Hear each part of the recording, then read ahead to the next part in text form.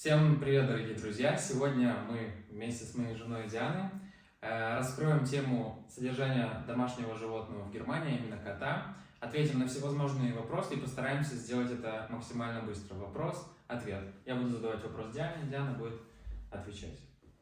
Вот такой вот у нас домашний питомец, Мейн-кун, которому сейчас 2 года. И мы на примере нашего кота будем вам рассказывать, сколько примерно все стоит. Итак, Диана, привет! И первый вопрос к тебе. Я позвал тебя в это видео, потому что именно ты являешься профессионалом в области котов в нашем доме и знаешь, где что покупаете, где что сколько стоит. Поэтому давай я буду сейчас задавать вопросы, а ты быстро отвечаешь. Да. Итак, первый вопрос, но он такой, как вступление. Зачем нужен кот? Вообще, зачем заводить кота? Кот как ребенок в вашем доме, помогает, всегда согреет вас, когда вам плохо. Ну, он всегда с вами, он всегда не отходит от нас. Не знаю, для нас кот это как маленький ребенок. Пробник, да, ребенок? Пробник ребенка. Окей, следующий вопрос, вытекающий отсюда. Где купить кота? Где мы покупали кота в Германии? Купить кота можно несколькими способами. Первый способ это пойти в приют и взять кота или кошку, можно даже маленького. Там тоже нужно заплатить небольшой залог от 50 до 100 евро, думаю я. Второе это купить у знакомых где-то по объявлению. И третье на сайтах eBay Kleinanzeigen или какой-то другой сайт. В Google просто вводите породу, которая вам нужна, и ставите окрестность, какую вам нужно. И находите кота. Ну, мы с тобой купили Мейн-куна, мы с тобой изначально хотели Мейн-куна. Сколько стоит порода Мейн-кун и за сколько мы взяли нашего кота? Мейн-кун достаточно дорогая порода, стоит примерно, я думаю, от 500 и выше, до 2000 евро. Наш кот был от титулованных родителей, поэтому его стоимость изначально была 1200. Да. Но из-за того, что мы его взяли без документов, мы его не на разводку взяли, мы просто его как для дома, для себя, для семьи. Поэтому мы заплатили за него 700 евро. Окей. Следующий вопрос. Вот вы купили кота, и, значит, нужно сделать паспорт, правильно? В Германии обязательно нужно сделать паспорт.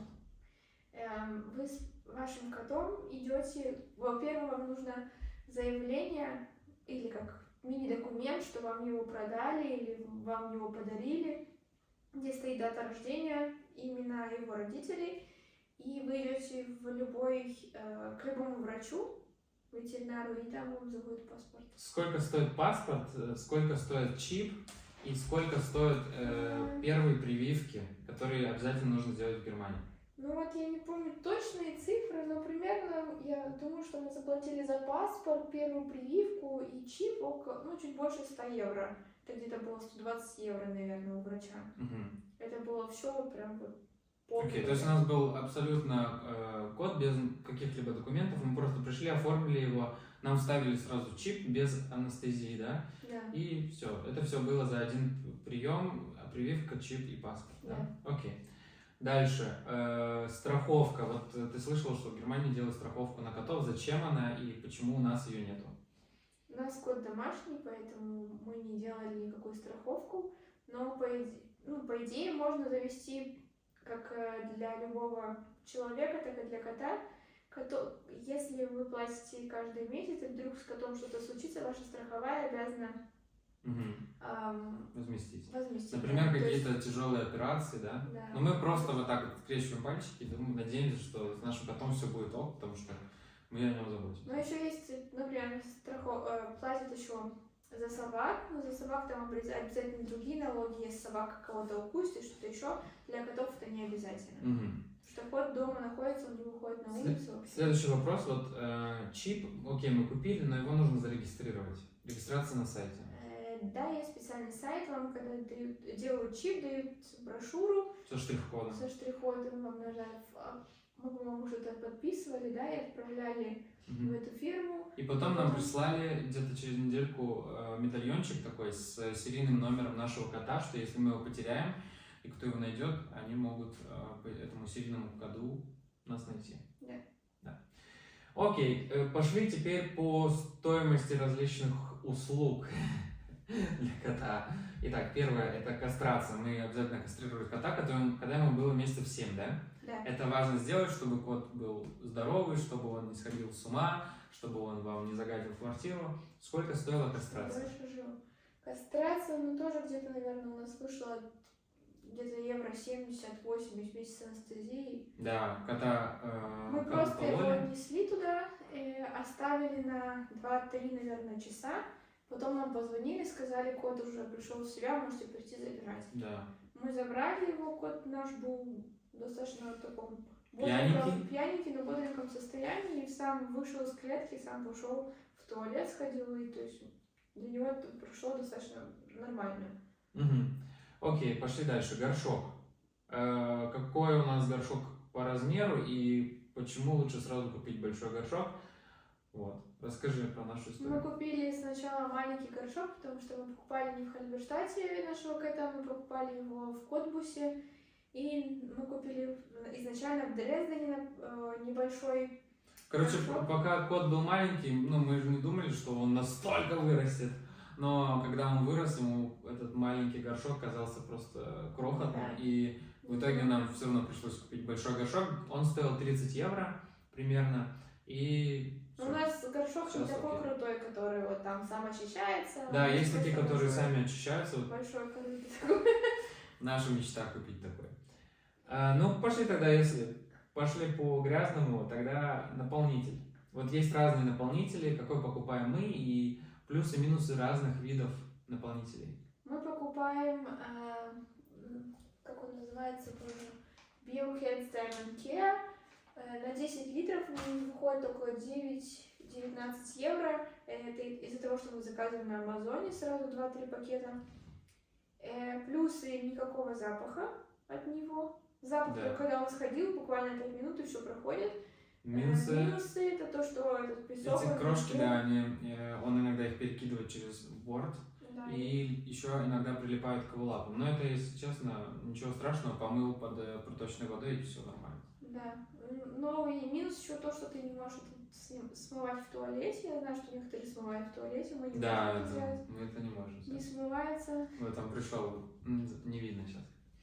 Так, хорошо, с наполнителем. Ну просто я хотел тебя еще спросить, вот наши знакомые, они пользуются из древесных опилок или Да. что-то типа того, но они могут смыть в унитаз. Унитаз. Ну, мне кажется, если маленький котик, то это в принципе неплохо. Нашего Наш кота котик- все прилипает на его шерсть, это Да. действительно невозможно. Вот такой большой, поэтому ему Так, такой немножко. Дальше есть пункт корм. Корм бывает сухой и мокрый. Вот расскажи, сколько стоит сухой корм, сколько стоит мокрый, и почему мы берем именно дорогой корм, чем чревато брать дешевый низкокачественный корм для кота. Вот про это расскажи.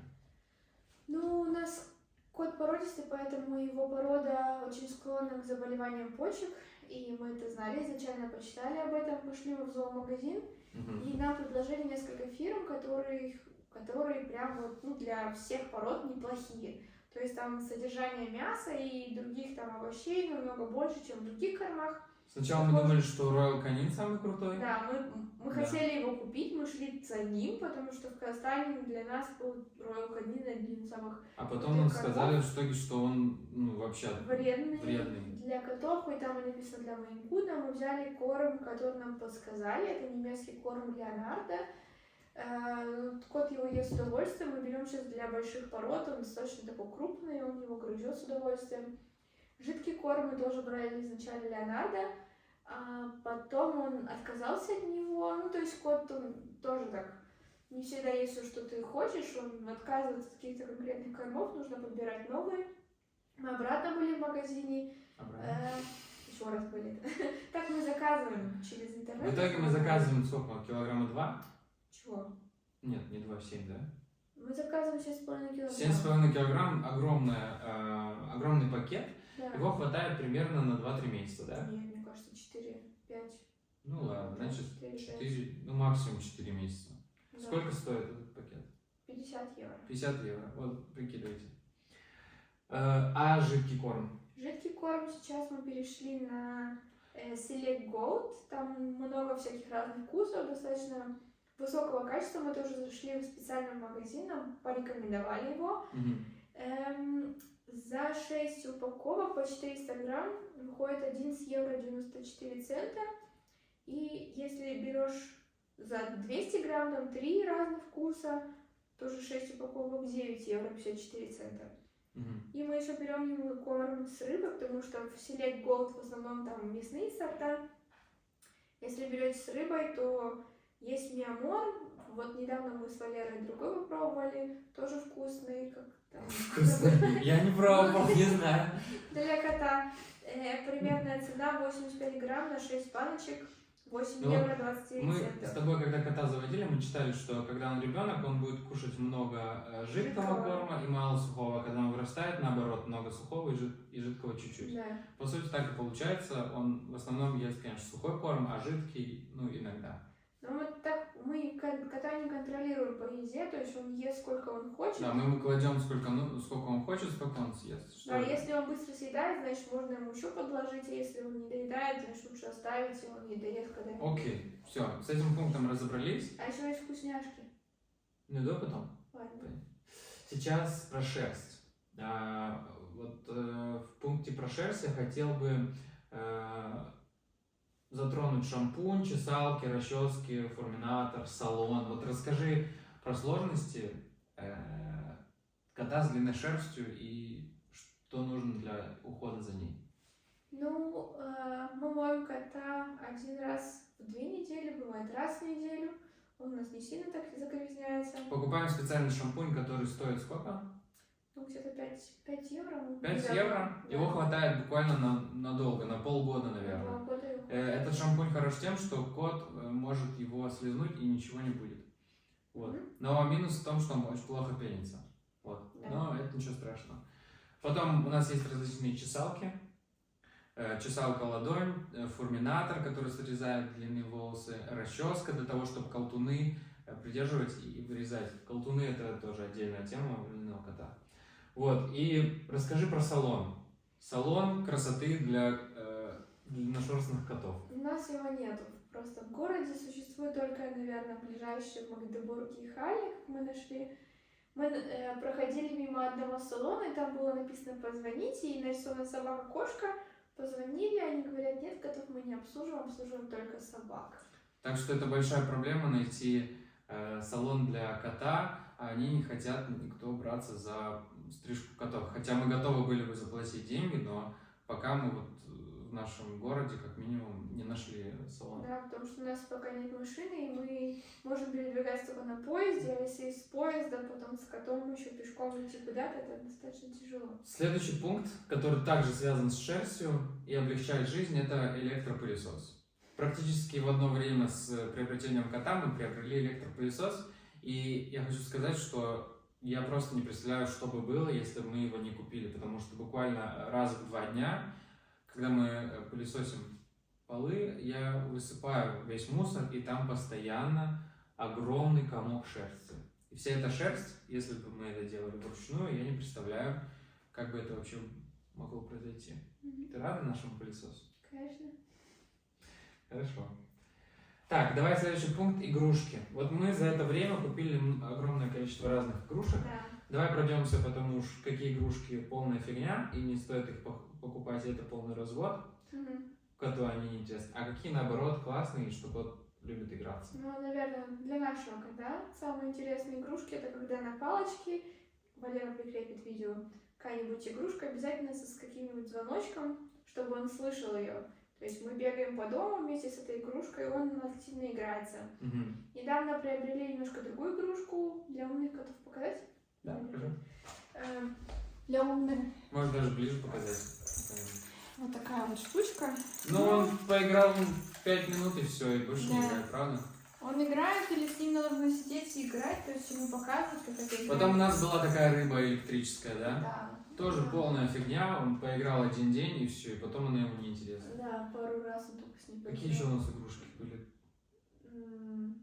Чего он еще? В общем, мы постоянно что-то берем, но... Есть у нас были игрушки на палке, это такие мягкие, которые без звонка, он на них не реагирует. Потом были подушки итоге- эти с мятные. Он тоже О, их да, мяту он нравится любит. чуть-чуть, а потом, когда мята выветривается... Игрушки сколько стоят в Германии, расскажи в среднем. Ну, если пойти, например, в Тедди, то там можно купить за евро, за 2 игрушку. Если пойти в зоомагазин, то там игрушка стоит от 2 до 10 евро. То есть там достаточно большой разбег, дорогие игрушки. И на Амазоне можно заказать намного дешевле. Мы заказали сет из 20 различных игрушек. С разными насадками еще. Да, около 15 евро мы В заплатили. общем, игрушки, если будете покупать раз в 1-2 месяца, то это не так накладно. Да. Потом давай поговорим с тобой о питье воды и фонтанчике. Мы не покупали фонтанчик раньше, но потом, когда его купили, поведение нашего кота поменялось. Вот расскажи про это. Ну, изначально у него была простая миска с водой, мы туда наливали воду, он достаточно редко пил. И когда мы попали в зоомагазин и увидели этот фонтанчик, мы долго о нем тоже мечтали. И на него была конкретная хорошая скидка, то есть он стоил около 25-30 евро, а сейчас он стоит 50. Кот стал чаще пить, ему первое время очень нравилось то, что вода бежит из-под крана, потому что это вот он... Короче, он стал пить реально раза в 4 больше. И это хорошо для его почек. Да. Хорошо. Следующий пункт. Про пылесос поговорили, игрушки есть. Вот стенка, когтеточка и все вот эти финтифлюшки, я тоже их вставлю. Валера сам это все сделал, потом он покажет вам. Может, видно наверху у нас. Валера, почему это важно для котов в квартире иметь такие... Ну, кот должен быть активным, у него должно быть свое место, ему интереснее, когда он может наверх пролезть, где-то наверху полежать. Когда мы чем-то другим занимаемся, он может сверху полежать или поиграться на своей когтеточке, вверх залезть. Для него это тоже какая-то игра. Короче, мешок стоил 80 евро. Мешок я оцениваю как красивый, но неэффективный, потому Бесполезный. что... Бесполезный, да. Он, конечно, красивый, но что классно, это вот эти вот уголки. Мы совместили 3 уголка, и он теперь может залезать наверх, вниз, как на дерево. Вот это реально классно. Каждый уголок стоил, по-моему, по 7 евро примерно. Вот, эти ступеньки, они на Амазоне стоят очень дорого, поэтому рекомендую тоже сделать самим. Ничего сложного, взял уголок и положил просто доску сверху. Но самые лучшие игрушки для кота — это, несомненно, всегда какой-нибудь фантик или коробка. Вот это мы точно поняли, да? Да. Так, про активности поговорили, давай поговорим про вкусняшки и про дрессировку. Ты этим занимаешься, расскажи. Да, вкусняшки мы покупаем, а тоже достаточно недешевые. Есть рыбные, есть с мясом, но мы обычно берем что-то из рыбного. Да, наш кот почему-то прям любит тунца и вот Да. все рыбное любит. Валера последний раз покупал ему Wild King с тунцом, 28 грамм, очень дорогой, что 3 евро. Тот же самый, то, что мы берем Select Gold, тоже 2,5 евро. Ну, сколько хватает вот этой вкусняшки? На неделю-две, наверное? Наверное, на больше, если ты не часто ему Ну, если даёшь. ты раз в день даешь ему там по 3-4 штуки за трюк, Да. например, трюк дай лапу, перепрыгнуть и так далее. Лежать. Но это очень важно, если вы с детского возраста приучаете кота, коты способны к дрессировке. Можно посмотреть обучающие видео на YouTube, я так и делала. И мы с котом занимались, то есть с первого раза он не понимает, ты садишься еще раз, и раза с 5-го он уже там соображает, что от него хотят. Ты даешь ему вкусняшку, и у него есть мотивация постоянно что-то новое учить. Окей. Так, следующий пункт — это сетка на балконе. Мы живем на 4-м этаже, и мы сделали сетку, чтобы кот не выпрыгивал, потому что мы оборудовали на балконе коту специальную смотровую площадку, где он осматривает свои территории. Сетка стоила 30 евро, да? Да, сетка стоила 30 евро, но он по ней лазит как человек. Да, очень важно прикрепить ее очень крепко, потому что если вы будете ее прикреплять просто на крючки, то она будет вот так вот прогибаться. Да, и он может важно поставить такую палку, натянуть, чтобы вы так продевались, да. Так, что мы делаем с котом, когда уезжаем? Куда девать кота? И как это в Германии вообще, сколько это стоит и так далее?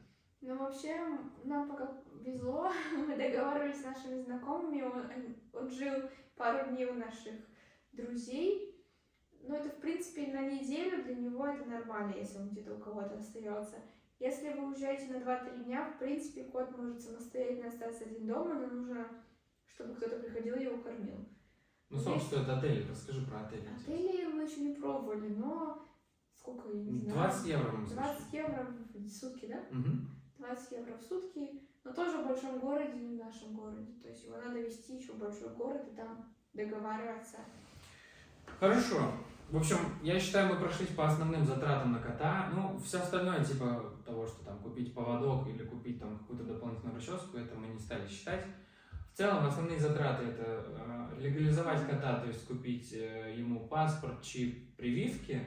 И второе это содержание еда, но это может чередоваться от того, какого качества еду вы ему покупаете. И третье это всякие дополнительные игрушки. Вот. Да, Но... обязательно смотрите содержание чистых продуктов в этих консервах, потому что если взять в сравнении вот этого китикет и обычный, вот то, что у нас мы берем, кот очень стройный, спортивный, да. мы его вообще не контролируем в еде, мы просто даем ему возможность самому выбирать. Да, и обязательно нужно с ним играть, чтобы раз в день хотя бы, чтобы кот не становился жирненьким. Да, нет, ну ладно, про жирных котиков не будем. В общем, почему не нужно бояться заводить кота, и как мы боялись, и как мы этот страх перебороли, и что в итоге теперь? Ну, мы боялись, потому что мы хотели путешествовать, и боялись, как мы его одного оставим дома. Но потом как-то этот страх прошел. Мы просто купили кота, и в итоге все нормально. Я даже боялась его дома оставлять одного, хотя сейчас... Да, Диана переживала, что кот останется один дома, и я понимал, что это, конечно, загон уже, потому что Диана это кот, все нормально. И сейчас все успокоилось, все нормально. Ну, порода Майн-кун самая ласковая, самая добрая, самая дружелюбная. Главное с ним больше проводить времени, он у нас такой более социальный кот. Ну что, если вы мечтаете завести кота, мы создали это видео для того, чтобы ответить на какие-либо вопросы, которые могли возникнуть в ходе размышлений по поводу приобретения кота. Если у вас есть вопросы, пишите в комментариях, я буду отвечать. А еще самое главное, наверное, то, что когда вы меняете квартиру на территории Германии, они спрашивают, есть ли у вас домашние животные, и почему-то многие отказывают именно с собаками, с котами. С котами легче, да. Да, говорят, они не знают, какая порода нашего кота. Они не знают, что наш кот больше собаки. И они говорят, кот хорошо, кот не собака, сильно не испортит квартиру. Но кот, конечно, ушатал квартиру, если... Нормально. То есть, Покажу. да. Да, все углы, конечно, в когтях. Но это ничего страшного. Ну и теперь расскажи, почему нужно подписаться на наш канал и следить за нами дальше. У Валеры много идей. Он каждый день придумывает что-то новое. Ну, мы показываем нашу жизнь. Да, и находясь в другой стране, вы можете уже приблизительно обдумать, подходит ли вам Германия для дальнейшей жизни, и какие плюсы и минусы вы видите дома, и какие плюсы и минусы вы видите у нас здесь. Да. То есть мы не говорим за всех, мы говорим только за свою семью. Так же, как и за своего кота. Вот это видео было на тему кошек, но в целом таких тем у нас может накопиться очень много, которые мы встречаем каждый день. Да, если есть вопросы по котикам, пишите. Пишите, мы будем советоваться, я буду советоваться с Дианой, прежде чем вам ответить. Спасибо тебе, Диана. Ты стеснялась, я знаю. Я не Вначале переживала, сейчас вроде раскрепостилась. Спасибо, уважаемые зрители, за то, что посмотрели. Опять же, пишите и продолжайте смотреть нас на YouTube. До скорых встреч в будущем. Всем пока-пока.